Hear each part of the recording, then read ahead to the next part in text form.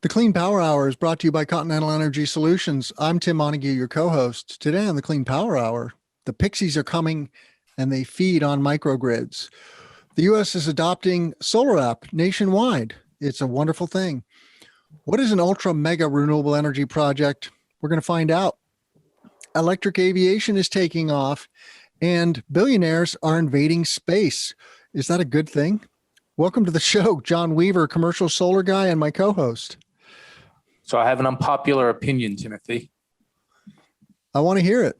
The billionaires invading space is good for us, good for the system, good for everything, even with the dumb challenges and the fact that they represent potentially a terrible taxation system structure in the United States, turning us into an oligarchy versus a country for the people, of the people, by the people. So yes, there are issues in the discussion. However, on a net basis, it's good to see rich people aiming for this because it's going to make the business opportunity work somehow.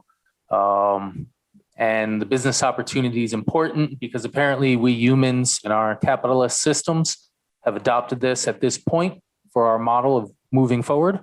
And if these guys, by entertaining ourselves, can set the base for an industry that saves us, cool.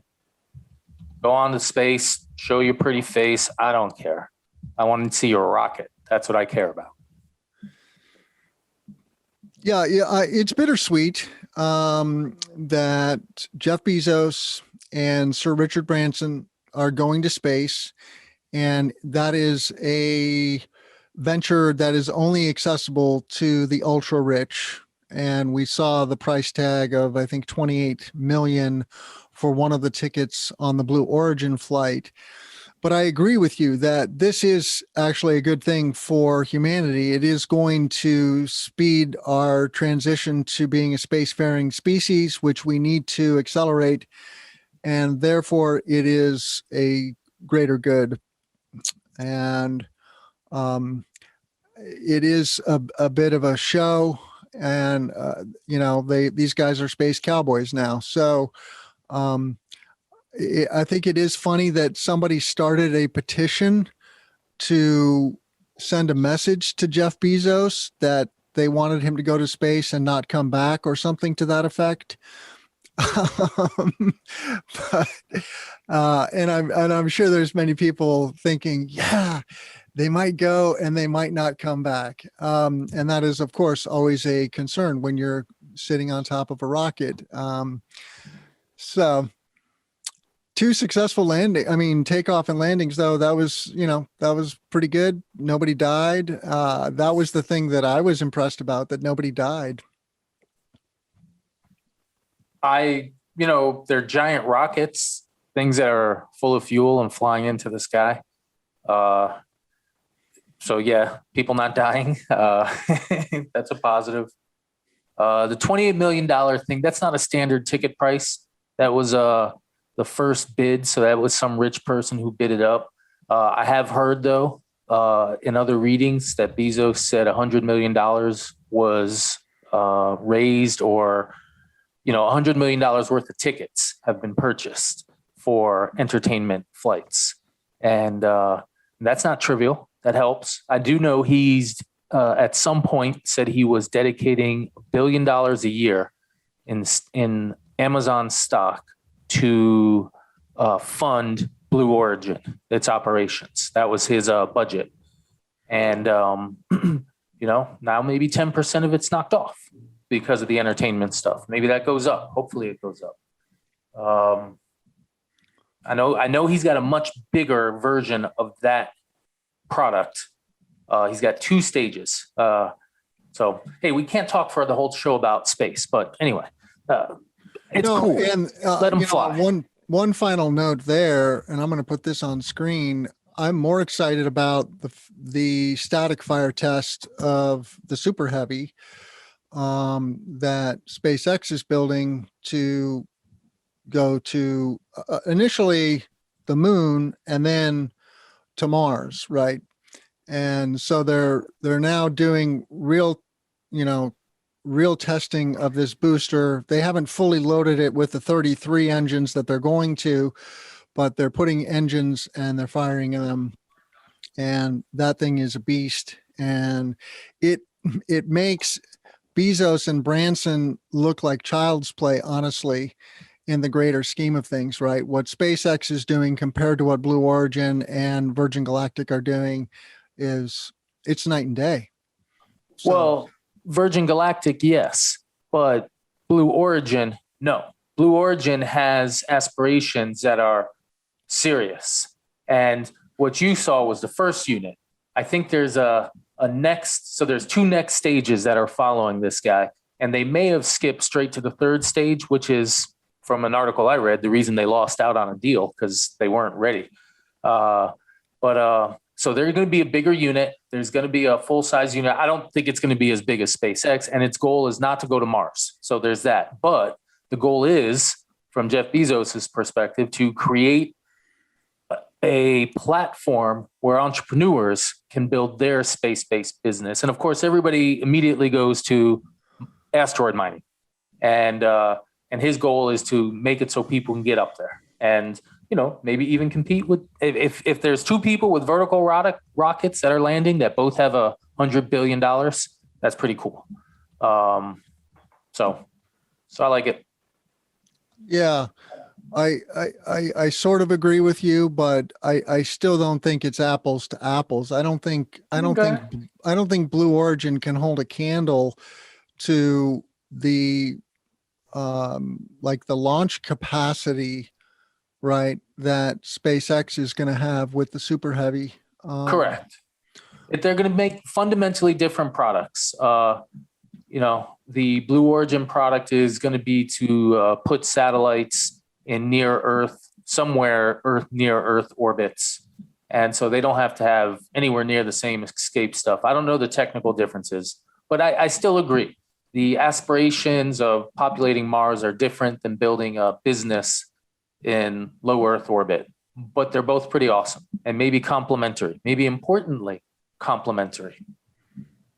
Yeah.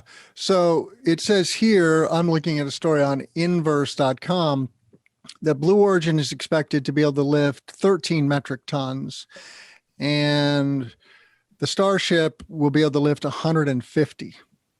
So 10x. Yep. All right. Well, moving on, the Pixies are coming for your microgrid, and Pixies are mythical creatures from Ireland, as far as I know. And I can imagine why humans invent mythical creatures, because nature is a scary place sometimes, and weird things happen that are completely inexplicable. This is not that, right? This is something that's totally anticipated. It's still awesome and cool. And it just happens that the company's name is Pixie, Pxise, is a subsidiary of Sempra Energy, which owns San Diego Gas and Electric, one of the major IOUs in Southern California. They have developed a 600 kW solar array and a battery pack, which I don't know the size of here, though, that completely ran this town of Onslow, Australia, of 848 people for some period of time recently. 80 minutes on a sunny day. And so these towns are experimenting with getting off of gas and coal using solar and storage microgrids. And the town folk also there is a number of distributed solar and battery projects in the town itself. And that's what makes this sort of complicated and why it is considered a pretty significant technical feat on Pixie's part. So Pixie is making the machine, for lack of a better expression, that makes all these disparate parts talk to one another and make sure that the grid doesn't go down, right? I read about this project a while back, them going off the grid. Not really going off the grid. What it is, it's at the end of a long power line in the middle of nowhere. And this power line keeps going down. And so they said, when the power line goes down, we'll have our structure in place. We'll take care of it. So instead of fixing that really long power line, we're good. And that's all I knew. They're just doing an off-grid system. Here's their size. I was like, sweet. This is the first time I got to see the data on that. And so that was kind of neat.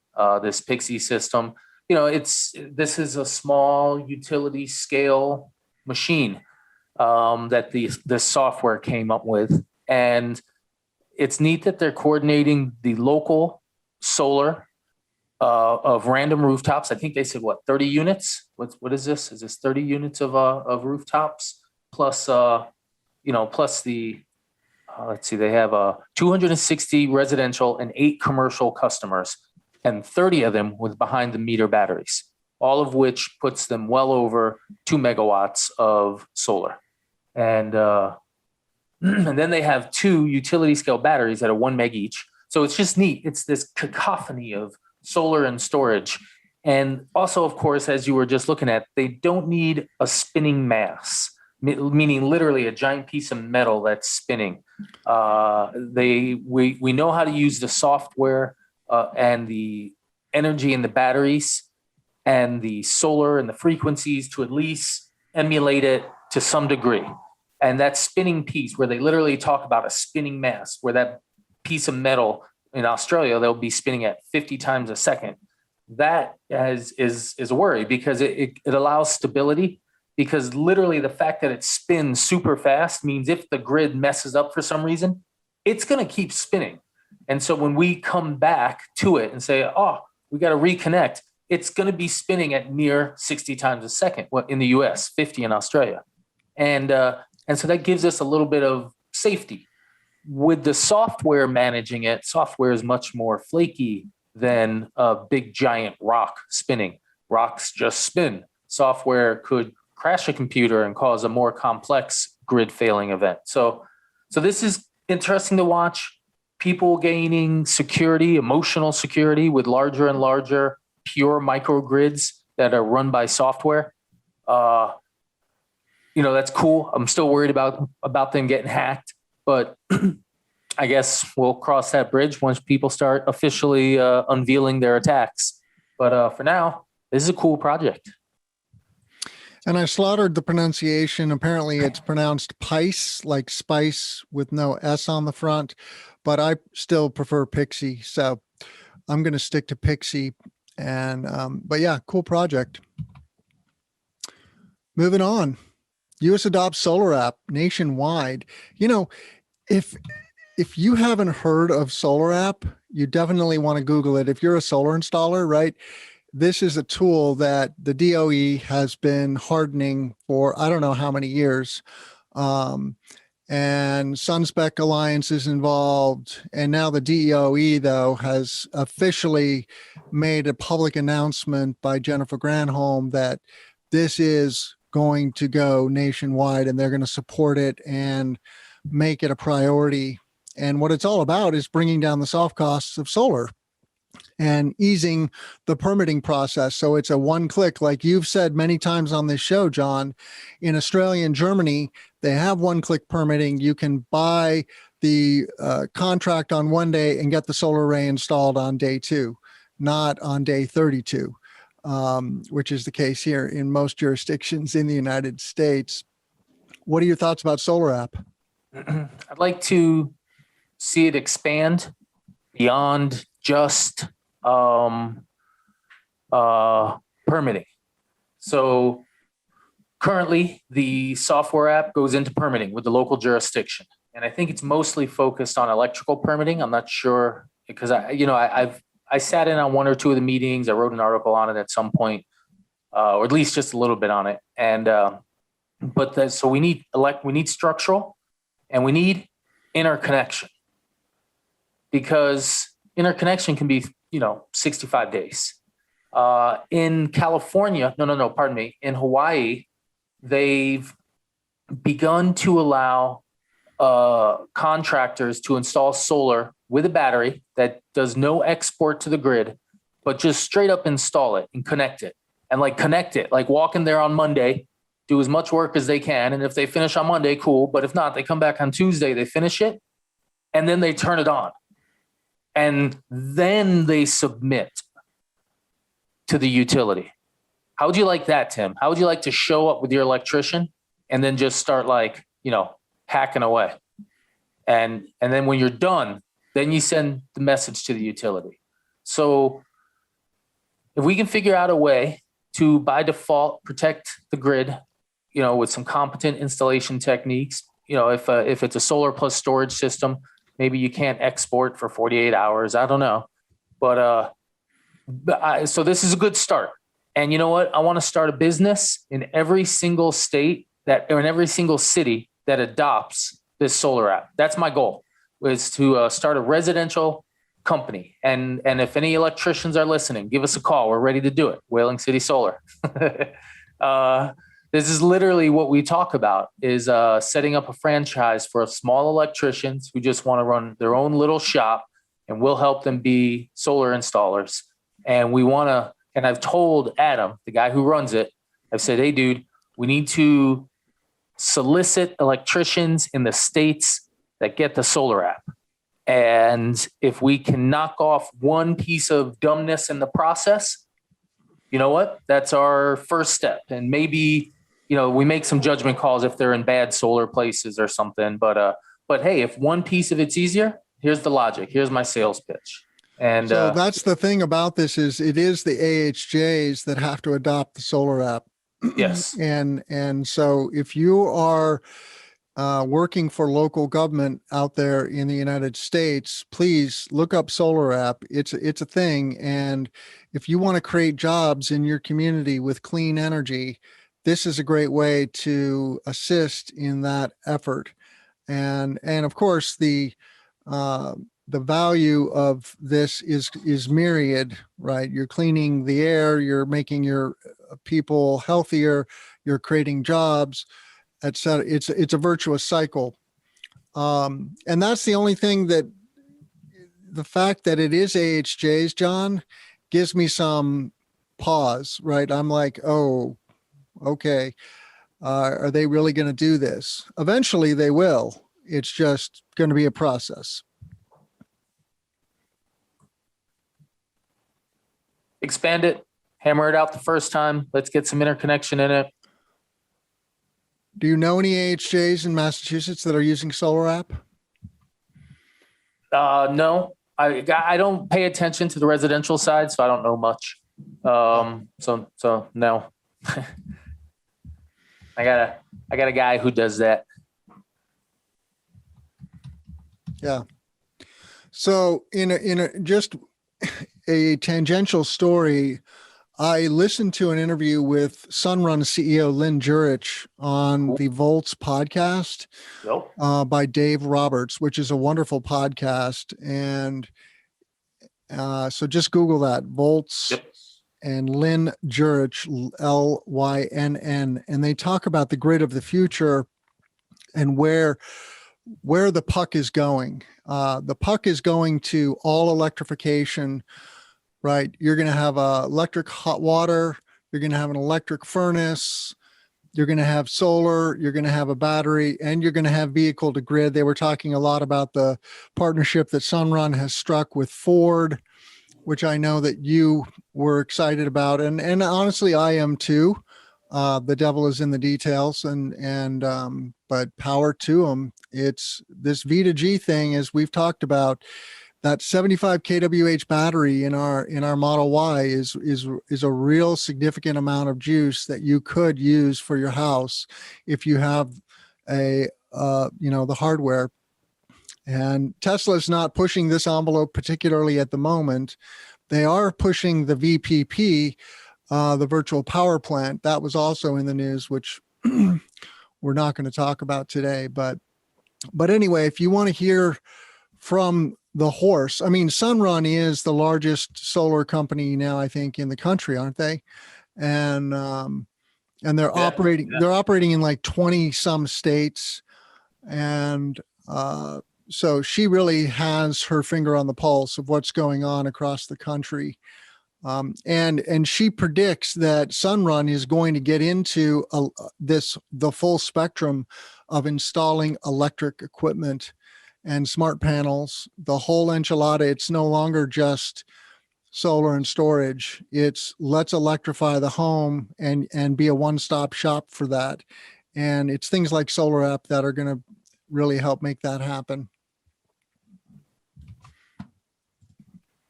I like Sunrun, if only because they're a technology company that happens to do solar, is the way I look at them now, a technology and finance company. And solar is their product by which they deploy technology and financial tools to move it forward, move the machine forward. And when they came out, they were already, just in general, the solar lease model, I'm meh on because, I like people to own stuff. But I also like people to spend their cash however the hell they want. And so 30% of people are going to do rooftop leases. And that's 100,000 plus contracts signed a year in the residential rooftop space. So that's not bad when each one of those contracts are 20 G's, 20 G's plus. So I like their thing. Now, when they, initially leasing, whatever, Sunrun, keep doing your thing, keep making your money, great. But then they won a contract to take all those leases together and some batteries and sell into the New England ISO, the interconnection region, which is, just New England. It's Massachusetts, Vermont, up and through Maine. And they won a contract to take roughly 5,000 systems, solar plus storage, and sell it as a single power plant, VPP. And I was like, oh, that is awesome. Because suddenly that's a grid utility. That's an asset. That's pretty sweet. And that means they're going to be able to compete more by further monetizing rooftop solar. They can offer better deals because that's really what they're going to have to do. They got to compete against people owning solar. So I thought that was cool. And so suddenly they went up in my level of smart people. And then they kept getting these VPP deals. So, it was building because I like distributed energy. Then they dropped the Ford thing. And I was like, holy crap. They are some smart people who I now fear because they're going to figure out how to do stuff. And I am sort of kind of excited on seeing what they do next. You talking about this interview and some of their plans, you talking about smart panels. I've wondered for a long time what's going to happen in the house with HVAC, with demand response, with a piece of hardware on every place where we plug something in.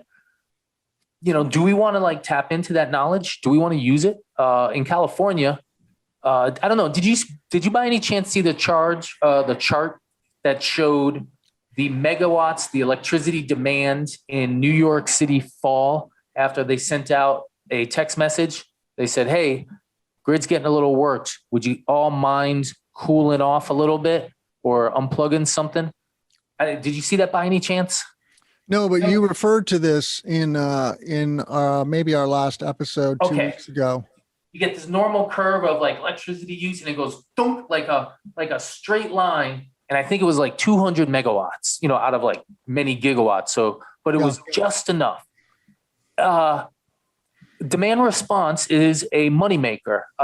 Ohm Connect paid out hundreds of thousands of dollars in the last Flex event, or at least the one last year. I was just reading this morning, so I know that number specifically. It's like 330.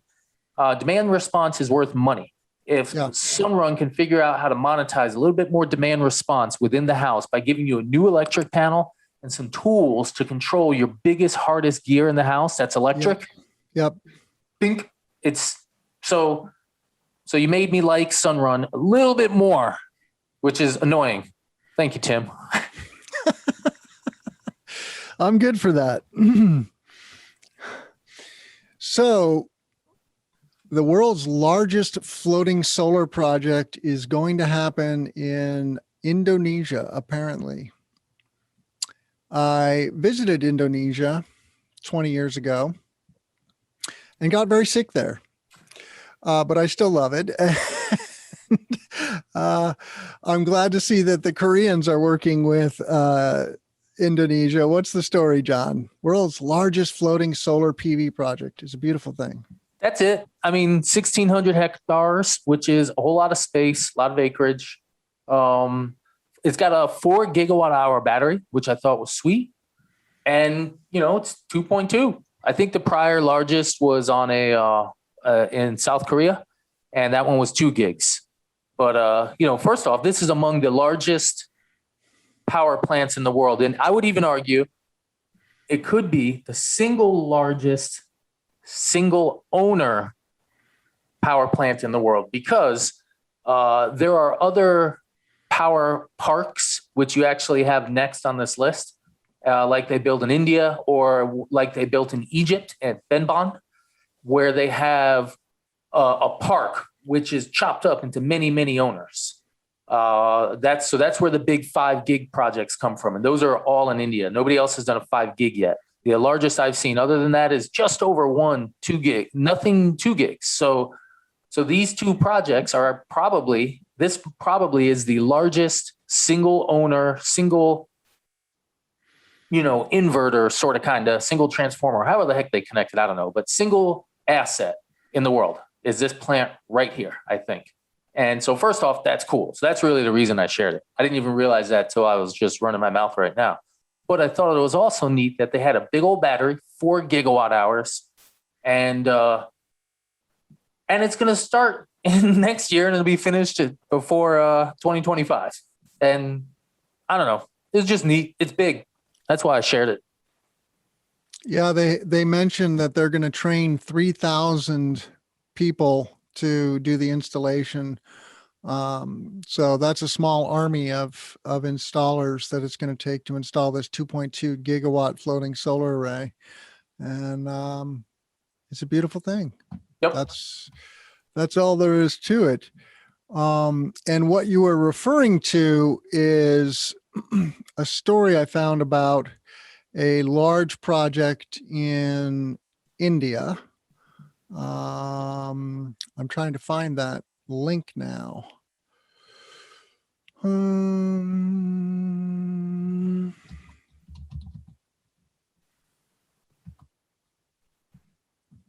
There we go. What is an ultra mega renewable energy project? It's big.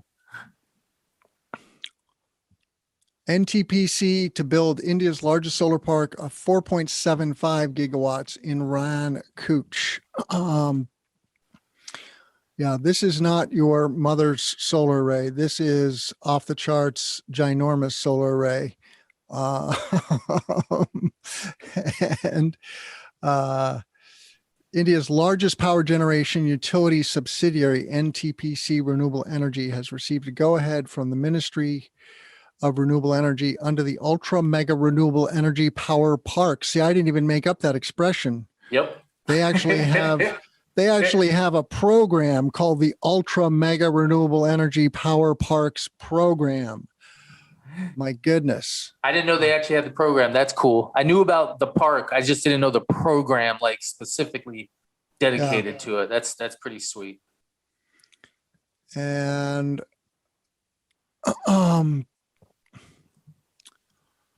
so I don't have a lot to say about this other than what you were saying. It's like India is now home to numerous multi-gigawatt solar projects. And it's good because India, as we've talked about on the show, India is one of these places where they have tremendous indigenous coal resources, and it's dirty coal. They're still building coal plants to burn that dirty coal to bring electricity to the people, and they're still electrifying, right? There's many people in India that don't have electricity. And it's a double edge for the government to sunset the fossil industry. They know they need to do it, right? And they have wonderful solar assets. Resources, wonderful solar resources, right? If you haven't been to India, it's a very hot place. And because it gets a lot of sunlight and it's near the equator. So we want this, and the world needs it, and we'll all be better off for it when it happens. What are we going to talk about next, John? Well, I think we got to talk about some batteries.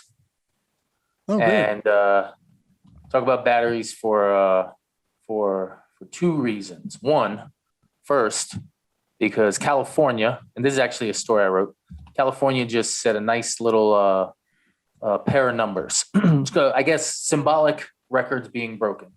And the symbolic number is 1 gigawatt of energy being absorbed and injected into the power grid from energy storage. And this is the CAISO region.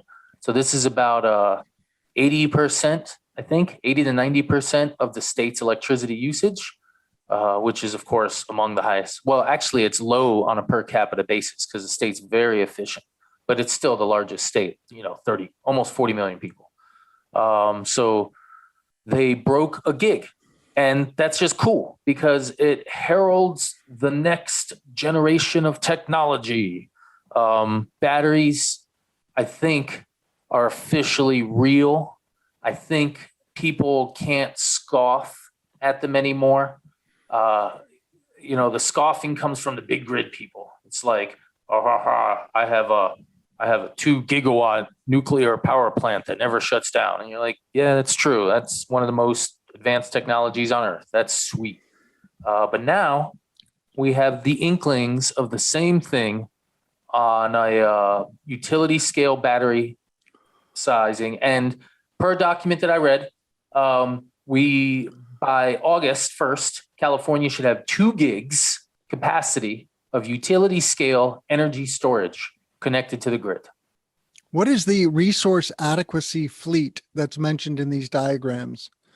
So the resource adequacy is the equivalent of saying so let's say you need 1 gigawatt of confirmed resource adequacy, or exactly the words, whatever it is. 1 gigawatt means you need a power plant that can run, that can generate this amount of energy within this time period. And if you're a fossil fuel plant, you can offer, 1 gigawatt, 24 hours, 7 days a week. And so you can take over that 1 gigawatt of resources. So on those charts you're looking at the top of that article, that's resources that they were projecting weren't going to be available in California in these time windows, and it would lead to power grid blackouts. Mm-hmm. And so they partially dealt with it by allowing gas plants to stay open a little longer and by deploying energy storage as well. Other demand response, other things are going on to manage this. And that was a big thing. They were really worried about it. In fact, by 2026, the state of California is legally bound to procure 11.5 gigawatts of resource adequacy. Amongst those 11.5 gigawatts is like 2-ish gigs that has to replace a nuke that's shutting down December 31st or so of 2025.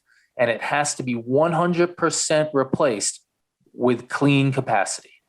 So there's going to be like 60 gigawatt hours of energy storage hitting the grid, minus like a few hours in the daytime from 11 or 10 until 2, 3, whenever the solar is just going to be there, because it's just going to be there, because they have to have resources that are guaranteed to be there 24 hours for the nuclear portion. And that's like 2, 3, 4 gigs. I don't know the exact number, but the rest of that is mostly going to be to feed this evening peak period first. And so we're going to see the duck curve equation change. And you heard it here first. The duck curve will disappear to some massive degree by January 1st, 2026. And it's because batteries are going to eat it. And batteries are going to charge with 1.5 cent solar that would have been dumped at high noon because of the volume that's installed, because we can't save it. It would have been dumped. But now the batteries are going to eat the head of the duck, basically, right? Yum, yum, yum. Yeah. It's coming. By 2026, you're going to see and it's starting. This is the beginning of it. this is the first 1 gig. And if you click on the little tweet, that's the first time we injected 1 gig. And that was on Saturday. So in the article, you can see the absorption, the charging that broke 1 gig. And then I put on our document a tweet, and that tweet represents the first time it was injected into the grid at 1 gig. And that happened on Saturday. So cool, man. So now we've seen 1 gig. My next bet is, when are we going to see 2 gigs? Because I wonder how much is actually installed, you know? Well, you say in the article that there's 2 gigs coming on in August, right? By August 1st. Yep. So, and most of that, per the state of California, the document that was put out, the majority of it is 4-hour product. So 7.5 plus gigawatt hours of capacity is the number. Yeah. And so that's, you know, we're kind of in the energy storage portion of our show, ladies and gentlemen. I just happened to put 3 articles back to back. And so this next one, this is really just a tweet that shows some numbers. And I wanted to point out the 4.1 terawatt hours of manufacturing capacity that is scheduled currently, with proposals and research and everybody making their announcements, scheduled to be online every year, pumping 4.1 gigs by the year 2030. So it's pretty cool. That number is going to get bigger. And you know how people said, you'll never build enough solar panels to feed the world. You have no idea how big the supply chain is of oil and gas and blah, blah, blah. All right, good point. You know what? Hey, you liked it. There you go. All right, good point. Here's a little more. We're going to build out, man, I think we're going to fundamentally change what batteries and energy and how we look at it. We're all going to have a solar power system on our roof, a battery in our garage, and then we're going to shoot little mini lasers up to a space laser, and then it's going to like be a giant mirror, and then it's going to take all that and it's going to, we're going to attack invading forces. And you know, maybe we'll use that to do mining. Maybe all of us will use our house lasers powered by solar and batteries to slowly melt asteroids so that the Bezos crew can bring them back to Earth, and we can then maximize land for humans instead of mining. And so we'll move all the mining industries to space and get back a whole bunch of land. So we can rewild some of the planet.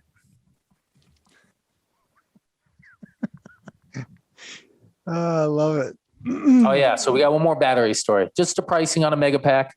If you want to get a few gig, if you want to throw down on a gigawatt hour with me, Tim, we can get it for $278 a kilowatt hour. Nice. And $278 a kilowatt hour in the greater scheme of things, how is that? It's solid. It's not enough for us to compare to the cost of gas. You know, it's probably 100x, maybe not 100x, maybe 10x of where it needs to be before the game is fully over. But this is deployed, installed, etc. So I bet you if this chops in half deployed, we can knock out 50% of the gas and coal and everything with just pure storage and cheap KWHs from excess solar and wind. And that's, we're close. I mean, this is with cells. These are Tesla cells. So this is still not even the bigger cell with the faster manufacturing power lines. You know, this isn't what's being built in Germany or Texas.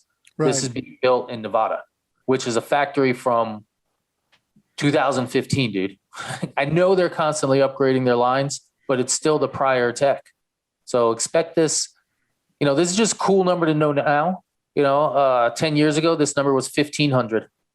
It was, you know, just not useful. Now this is an amazing number. It's cool. This is the first time we've seen the numbers online like that. They've, it's always been kind of give us a bid. And I've been told by a guy, a gentleman who works for a big firm that this is a good starting number, a good anchor for the negotiations. So in reality, it's closer to 250, 240, 230. It's somewhere down, maybe down to 200. It's pretty cool. Yeah. So we just have one or two more stories. We're going to talk about electrification of aviation, or what is now being called Aviation. You found a tweet. You found I a tweet. misspelled that. Yeah, I corrected you on that, and now I'm the one who was wrong about it. Pardon me, Timothy. You do know how to spell the word aviation. It's Aviation, and Yes. it's not easy to say. But what's present for me, John, is that there is a regional jet market for electric jets that's emerging, and now some of the American airlines are getting into this market and planning on and buying these regional aircraft. The Norwegians have, I think, said they're going to fully electrify their national fleet by 2030. So they're like really on the bleeding edge. And who doesn't want to have a Lilium aircraft in their hangar? I definitely want one of these things. I just thought it looked sweet.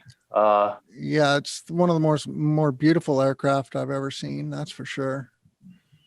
I don't know if that one's real yet, if that's like all computer code and 100% not real, but whatever. I like that it's coming. I saw a thing by Morgan Stanley who said, or I think it was Morgan Stanley, who said, without a doubt, Tesla will get into aviation. Tesla Aviation will be a future department. He said, especially with their intelligent driving capabilities, they should be able to port some degree of that into the flying world. So I like it. I'm actually, if we do have a Solar Power International this summer, then I'm likely going to drive south so that I don't use too many, put out so much gunk. I got a clean car, and I'll try to carry someone with me, see if anybody wants to go. We'll see how it works. But that's going to be my thing. And so I sure hope Delta doesn't put the kibosh on face-to-face SPI. Everybody's super pumped for SPI in New Orleans. This was the story that caught my attention. United Airlines backs Hart's plan for electric regional airliner. Nice. And so these are aircraft that carry, a dozen or 24 people, and they're good for up to like 250 miles of range. And as you can imagine, this is a big market. There are a lot of regional airports in the United States. I have one here in Champaign-Urbana. We have connections to Dallas and Chicago, and maybe someplace in Virginia now. But that's a pretty big region. That's like, but yeah, two-thirds of the United States. You can get a lot of places in 250 miles. Good point. So I do think that we will see electrification of regional jets. The big ones, that's a bigger problem to solve. I don't know that we will ever quite get there, but heck yeah, we will. We're going to literally make the wings be the batteries. The whole thing is just going to be a giant battery. That's it. We're going to distribute the battery along the structure. Yeah. Fully. Yeah, the fuselage too could be made of batteries. And that's going to be the key, is that because we have to be conscious of weight, energy usage, et cetera, we will literally use the structure of the airplane that had to be there anyway. And we're going to make it into a battery. Yeah, it's a question of energy density. I don't know what the threshold is. that has to be passed for. I saw Elon Musk said like either 400 or 450. Like he there's a tweet. Here, let me find it. Elon KWH flying tweet.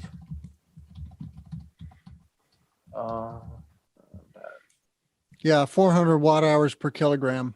Oh, you found it. Sweet. The Goog knows. So and Elon said in August 2020, batteries enabling electric aircraft are coming in 3 to 4 years.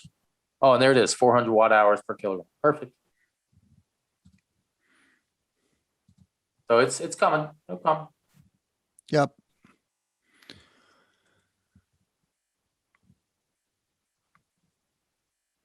You want to talk about this floating Yeah. wind? I like floating wind. I do too.